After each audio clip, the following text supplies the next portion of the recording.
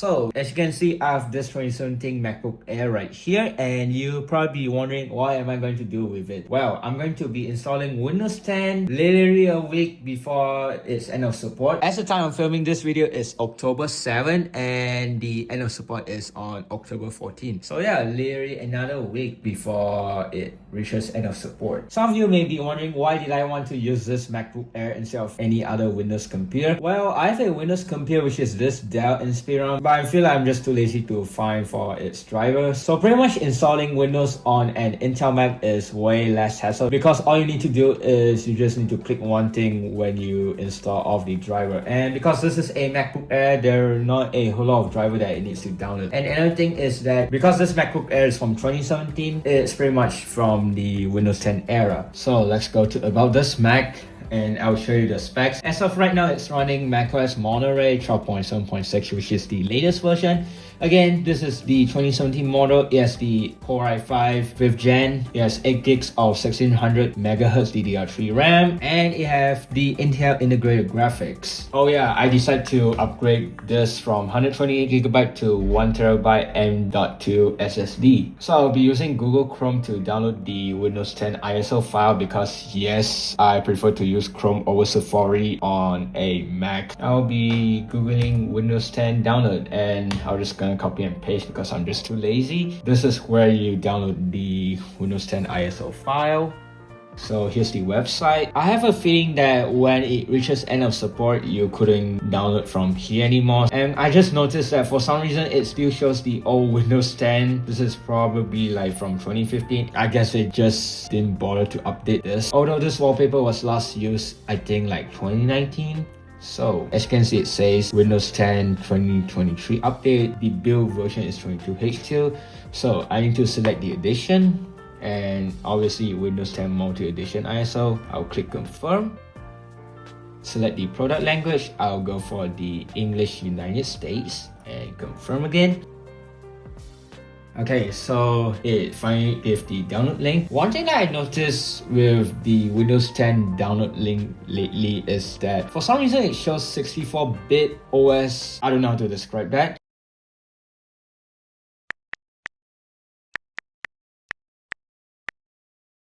Descargar. And same thing for the 32-bit. It doesn't show that back in 2024, so Microsoft just didn't bother to fix this. I feel like they're going to remove this download link anyway later on. They just don't even care about it. So I'll be downloading the 64-bit, and as you can see right here, it's downloading right now. It will be taking another 3 minutes. This is from the Microsoft server. Again, I feel like probably they're going to remove these download links by the time when Windows 7 reach end of support. So I guess I'll be keeping the ISO file, and yeah, another 2 more minutes, so I'll guess we just wait.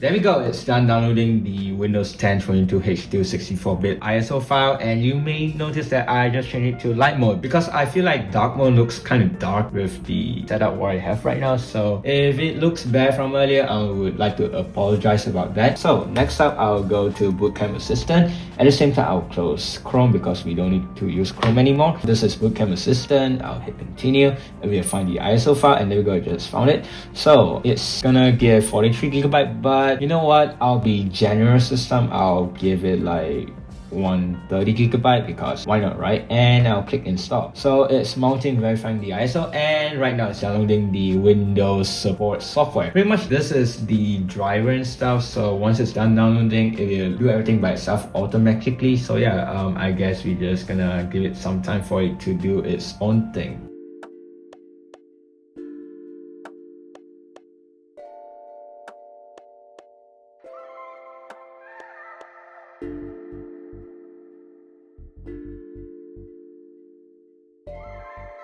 There we go, that's the Windows logo right here. And you can see the O spinning thing. There's like a couple of dots. I believe that was introduced with Windows 8. There we go, this is what I'm talking about. So yeah, the setup screen, you can see this is literally taken from Windows Vista. I guess they just didn't bother to change it. It was like this on Windows 11 until 24H2 if I remember correctly. So yeah, English United States. I have the US keyboard layout, so I'll click next because that's what I want. Activate Windows. I don't have a product key, so I'll just click that. It gives me the option to install whatever version of Windows that I want. I'll go for Windows 10 Pro. So the terms and condition, and oh wow, you can see last update June 2021. So you know what, I'll pretend that I have read all of them and I'll click accept and just click next. And this is the important part. So basically it automatically chooses which partition to install. So I'll be installing on this, obviously the bootcamp partition, and give it some time for it to do its own thing. It's really fast because obviously this MacBook have a M.2 SSD. So yeah, I guess we'll just wait for it then.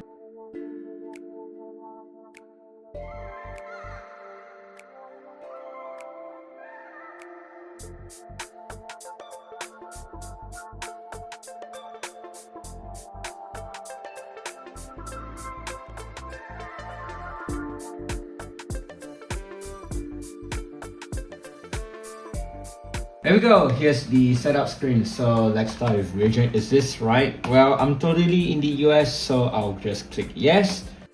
Is this the right keyboard layout? Of course, this is the US keyboard layout. Want to add a second keyboard layout? Nope, I don't need it. And here's the Wi-Fi. Usually it would show, but because this thing doesn't have driver yet, it won't show anything at all. So I'll just hit I don't have internet. I won't be connected to my Microsoft account, so I'll just stick with continue with limited setup. Who's going to use this PC? You know what? Evan. And do I need a super memorable password? No thank you.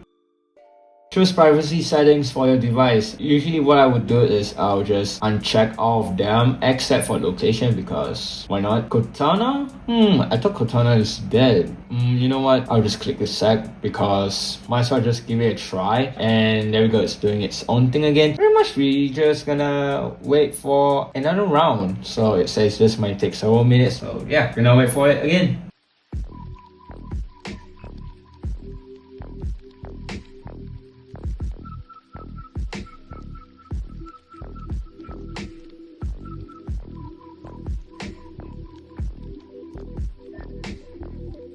And we are in. Next thing is that I need to install the bootcamp driver. So this thing pretty much quite common on Intel Mac. So yeah, I guess I'll do the driver setup first.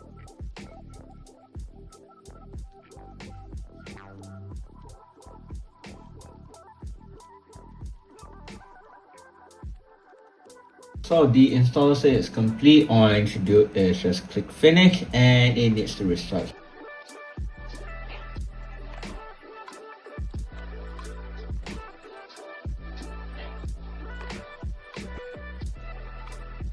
Okay, there we go. So I guess it's done with its stuff. The screen is really dim in person, so I guess I'll make the screen brighter. If I disable this, it's gonna be bright. Well, nope. But yeah, this is super bright. So next thing is that I'll connect this to my Wi-Fi and hopefully it shows up. And there we go, the Wi-Fi shows up. It should connect instantly because obviously this is my Wi-Fi. And there we go, it's connected. And because I've connected, half of stuff are gonna be disabled because I need a product key. And there we go. Unfortunately, I won't be activating it. This is how the settings looks like on Windows 10. One of the big things that Windows 10 changed is the start screen. As you can see, it's like the old Windows such as XP 7. Pretty much a lot of people hated the Windows 8 and 8.1 start screen. Next thing I want to try is Cortana. Do I need to sign in? I guess it says I need to sign in. Does Cortana even works? Let me just check on Microsoft Edge. Anything that Windows 10 introduced is Microsoft Edge. You can see this is the old logo and this is the current logo. Complete setup. I'm not gonna sign in and I guess that's all. So it says welcome to Microsoft Edge. Microsoft Edge is your AI power browser. To be honest, a lot of people use Microsoft Edge to download Chrome, so I guess. Okay then, I want to bring one thing, which is, does Cortana still work? Oh, it's no longer operational. So as you can see, it still have the old elements from Windows Vista, especially all of these, because on Windows 11 it changed to this. Let's go to WinWord, because why not? As you can see, the build number is 22H2. This is the OS build number right here. Furthermore, even though this thing have its own settings app, but if I were to type control panel, it still have the old control panels. Anyway, let's check on the task manager to see how it would perform on this MacBook Air. CPU is quite low when it comes to the usage. RAM is okay though. This thing has 8 gigs of RAM, DDR3 as I mentioned earlier. From my experience, it's not that good with 4 gigs, but 8 gigs is really solid. But when you're using Windows 10 on a hard drive, forget about it. It's really laggy, but this MacBook Air have a SSD, so it's performing quite well. Consider this MacBook is almost 10 years old, but the CPU itself, I believe it's 10 years old at this point. You know what? Let's go to the Microsoft Store, and yeah, it's been a while since I've seen this. Looks like I need to click update now so that it will get the modern version of the Microsoft Store. There we go, it's just updated. Yeah, pretty much this Microsoft Store is exactly identical with Windows 11, so I guess there's nothing special about it as the time of filming this video, but in 10 years, I imagine the Microsoft Store will look completely different. I forget it, maybe like a widget, I think that's what it's called. So this is how it looks. I didn't even know you can download this code from Microsoft Store. I guess that's cool. Usually what I would use Microsoft Store is pretty much just to download Spotify. Yeah, that's all I would use it for. Oh yeah, because I haven't updated any of the apps yet using Microsoft Store, let's check out some of the old apps. If you guys remember Groove Music, it's been replaced with Media Play if I remember correctly. Wow, it's been a while since I've seen this. And there we go. Unfortunately, I don't have any music, so I guess we just look at it like this. Oh yeah, funny thing is that even though you have Groove Music, but it still have the movies and TV. So pretty much this app, you can use it to play video and can play music too. So don't know why you need to have 2 audio player. But anyway, as you can see, this is kind of like iTunes. If I click show me more, it's gonna open the Microsoft Store, and I doubt it's gonna do anything. Yep. Oh, I just noticed Skype. Skype was discontinued early this year. It was like around May, if I remember correctly. Oh, I guess I can sign in. But if you update Skype to the newer version, it will show a pop-up that it's no longer been used. You just need to use Microsoft Teams pretty much. As you can see, it shows this download icon, pretty much bloatware. Back in the day, it would show us a lot of apps. Usually what I would do is every time when I install Windows 10 is I'll just right click and then unpin from start, because I just don't like to have this style going on. I just prefer to have the apps right here. I believe on build 1904 they added this, which is like a news thing, and there we go, it finally shows up. I guess it will still works for quite some time. And there we go, it shows the weather in my areas. One thing that I wish that Windows 11 have it is, let's say you open an app, and normally if you want to hide an app you have to click this, but on Windows 7 until 10 you can do this. So you right click on the bottom corner and just click pick at desktop. So let's say of course you have an app open, but I can do this pretty much, so it will just hide it. I guess it's a cool thing to have, because why not? You know what, because I'm using Microsoft Edge, let's just look up this.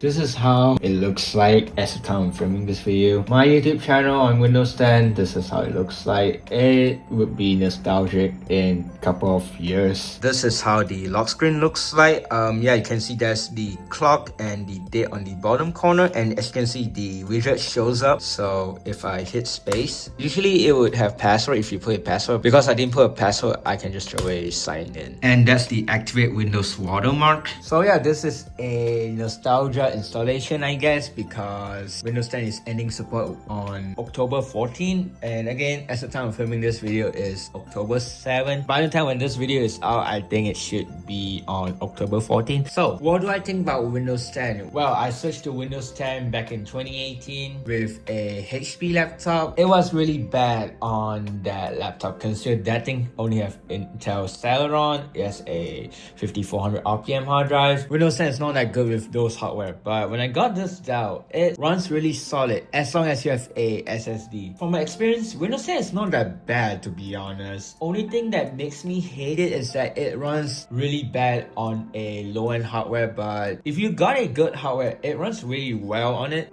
This one, although this is like a mid-range hardware, it runs really well considering this thing is like 10 years old. I used Windows 10 from 2018 all the way until 2021. That's when Windows 11 first came out. I used Windows 11 on an unsupported hardware, which is this 16-inch MacBook Pro. Even though everything checks out, but one thing that the reason why it doesn't support is it doesn't have TPM 2.0 chip. I pretty much have to do all of those bypass for it to install Windows 11. So if you guys ever wonder how to do that, I'll put the video talk right there. Another thing that a lot of people will talk about when it comes to Windows 10 is that should you still stick with Windows 10? Well, my recommendation would be you should get Windows 11. If you don't like Windows 11, just use other operating systems such as macOS or Linux. But when it comes to Windows 10, I would say that you still can use it for a while as long as the third-party app developers such as Google, Discord, Spotify still maintain their apps. Well, I forget to mention one thing is that if you go to settings,